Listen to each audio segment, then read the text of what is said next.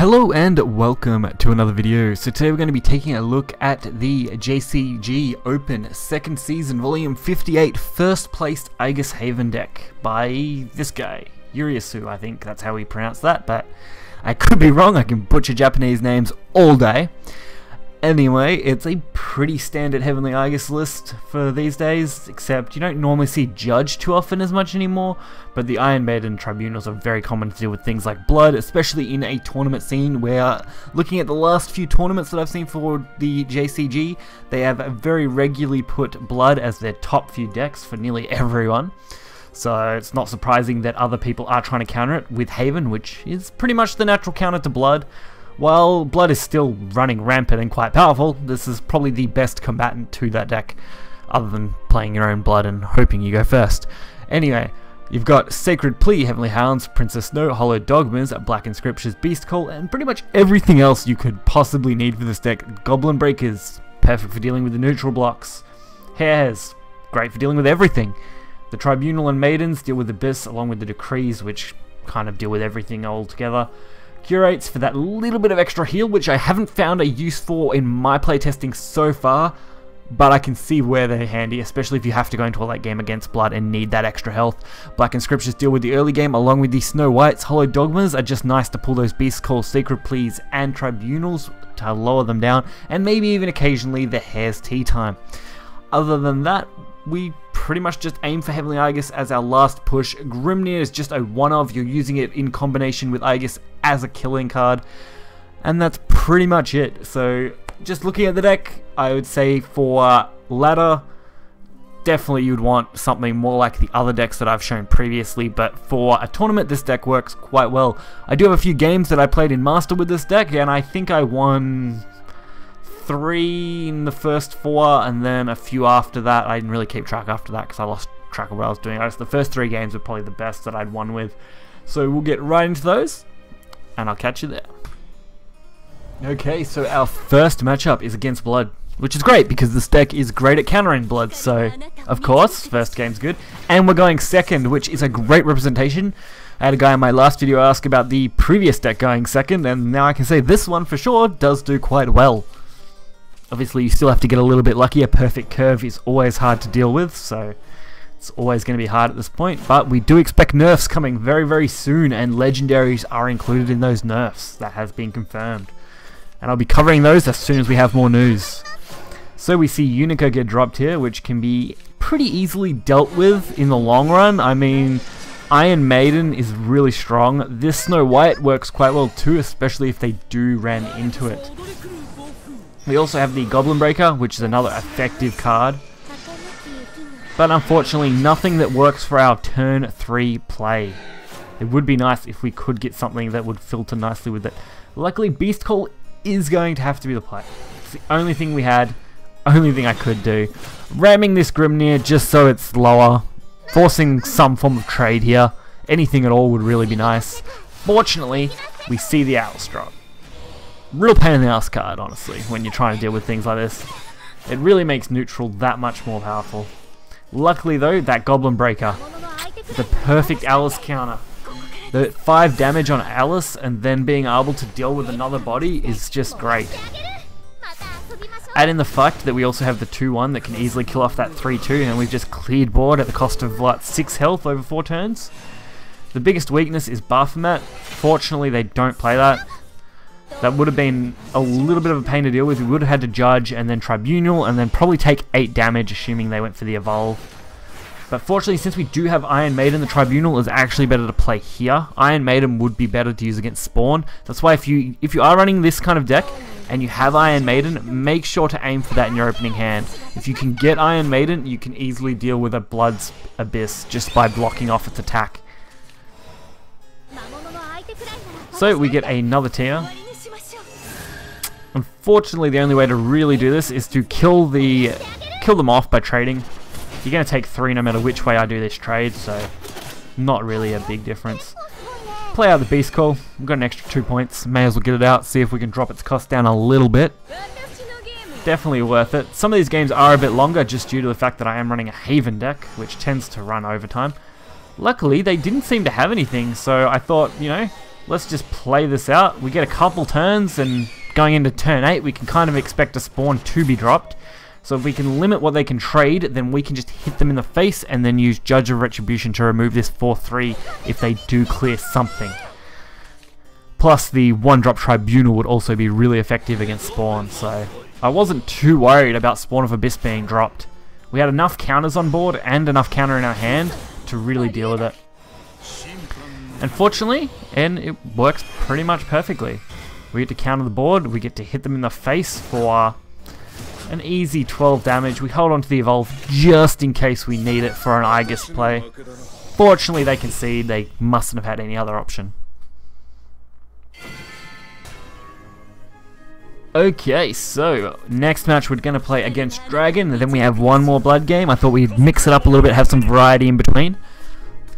So we start out with the Decree and Iron Maiden and Black Inscripture. I had to decide what to keep here, a little more difficult. Since we're not playing against Blood, I decided to drop the Iron Maiden, just not as good.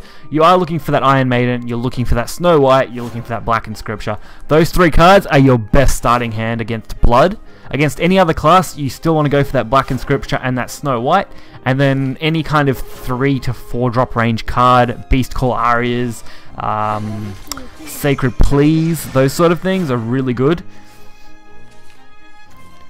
Fortunately, they didn't have a turn 1, meaning we get a fairly nice curve out here. Being able to just deal with this board. Get rid of this 2-1. We don't need that on board. I could have saved that and then used it to get rid of a future card, but I thought, no, we'll just do it. Then they bust my Snow White, forcing a double removal. Probably the best use for Snow White against Dragon is double removal. Luckily, it doesn't really matter. This works quite nicely. They play Grimnir, Goblin Breaker Tina. Great neutral counter. Like, Goblin Breaker Tina is just so perfect for a neutral break card. It works as an amazing 4-drop in almost any counter deck. And I can see why this tournament deck was number 1 for this tournament. Looking at some of the other decks, most people had taken Blood, and assuming you can take the first game with this deck against Blood, and then follow up with this or the other Blood deck, you're doing quite well. So they lower their Sybil down. Leave me with a couple options. I decided to take the Hair option. So I could have went with the Hound and trading and that sort of thing. I also could have ran this Hair to the Sybil. I decided just to use the 3 damage just to keep the body on board. Knowing Dragon, worst case, they can only clear 1 thing here. Which, luckily, yes, they had Salamander and decided to use it that way. So we forced out double Salamander so far, so we don't need to worry too much about another one. Plus, keeping this Evolved Follower allows this sort of play where we can go straight for that 2-4. Really quite an effective way to do this, luckily. Unfortunately, they do go into bloody Israfil, which is always a pain. The only fortunate part is this 5 attack allows me to drop it into Judgment range, which creates a banish. Unfortunately, if they played Oro at any point here, I was pretty screwed.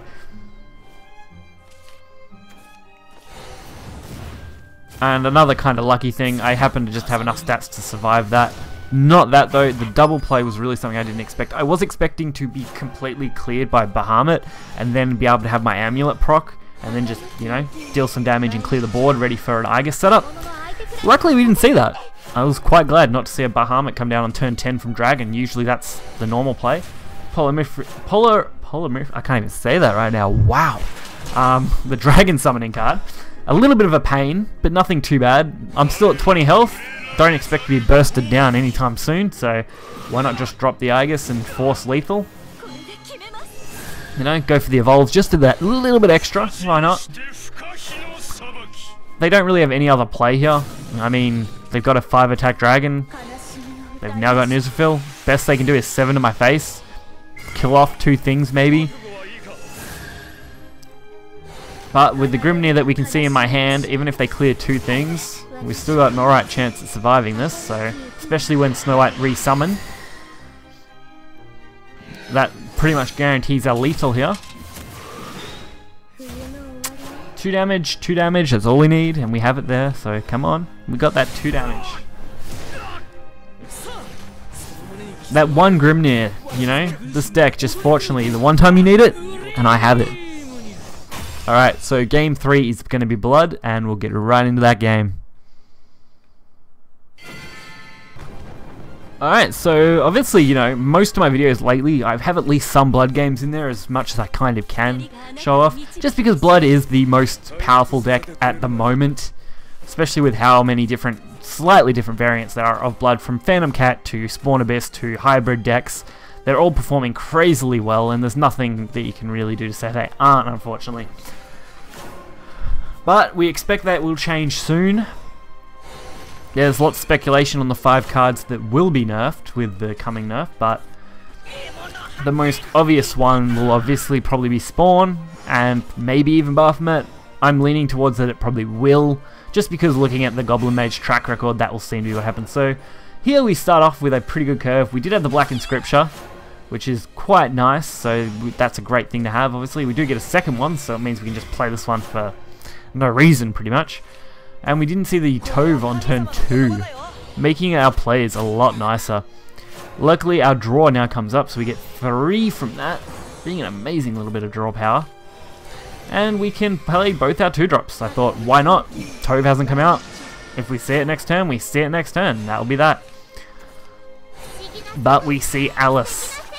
One of the few cards I reckon probably will be hit by a nerf in some way. If it's not, I suspect Goblin Leader will be hit enough that Alice will just be a standard 4-drop that won't have that big a presence. Because I feel Goblin Leader is what enables it to be such a powerful card in most decks. So we got the 2-1 and the 1-2. Going face, solid board, not much Blood can do against it at this point. I mean, this Knuckle Bodyguard is probably the best play they had to actually deal with my board. We do have double Decree though, we have a Judge, we have Grimnir. You know, all the cards you need to deal with most things Blood will play out. And not being able to let them play Bahamut on turn 5 is really quite key. If you can flood the board enough in the early game and control it, they can't play Bahamut turn 5. They're going to take too much face damage to risk that. Because they got to sacrifice 1 to 2 turns setup for Spawn. So we get to see the Actress Fina evolve, yay. Giving them a nice little power boost. Fortunately though, we have both Snow White and the Retribution here. That's an extra bit of damage. We will hold this evolve and decree the board, forcing them to not be able to play anything else here. See, this is the turn where they can play Bahamut. The risk is that we're going into turn 8 next turn, so I can just flood the board with stuff, you know, Goblin Breakers, anything I want really. And we see Alucard, one of the slight techs that I've been seeing Blood kind of throw into some decks. Luckily we draw Hair, which actually makes things a little more interesting, especially when Heavenly Hound can be played with it, along with the Snow White Evolve already being there. So I decide, why not? We're going to push 5 to face. Heavenly Aegis doesn't need the Evolve. We have a Decree if we get in a tight spot here. So why not just destroy the board, ram face. They're going into turn 8, means they could play Spawn, but we can counter that pretty easily, so I wasn't too worried. Okay, so that sums up the JCG Haven deck. Definitely a strong contender for performance. I had a fair bit of success with this, and I think this is one of the few decks, along with my previous video, Shadow deck, which you will be able to find either at the end of this video or in my channel, if you go there, is probably the 2 decks I would be climbing with right now personally, other than Blood. Blood obviously is really good, but since so many people are playing Blood and people are learning how to play around Blood, you will notice that it is starting to go down when it comes to play, like how many are played. I've noticed recently I'm seeing Blood a lot less, maybe 1 in every 4 games, sometimes 2 in every 4 games, so still a lot, but a lot less than it was initially. So there's nothing I would personally change to this deck too much, maybe an extra Grimnir in the cost of a Beast Call or Tina, but that's about it. I wouldn't really change anything else. So I'm quite happy with how this deck was constructed, and I would definitely recommend playing it. If you are going into a tournament soon and you're looking for a deck to contest against Blood, this is probably something you want. So hopefully you guys enjoyed this video. If you did, hit that like button and subscribe. Don't forget to check out links in the description along with the source for the deck, and I'll catch you guys next time. See ya.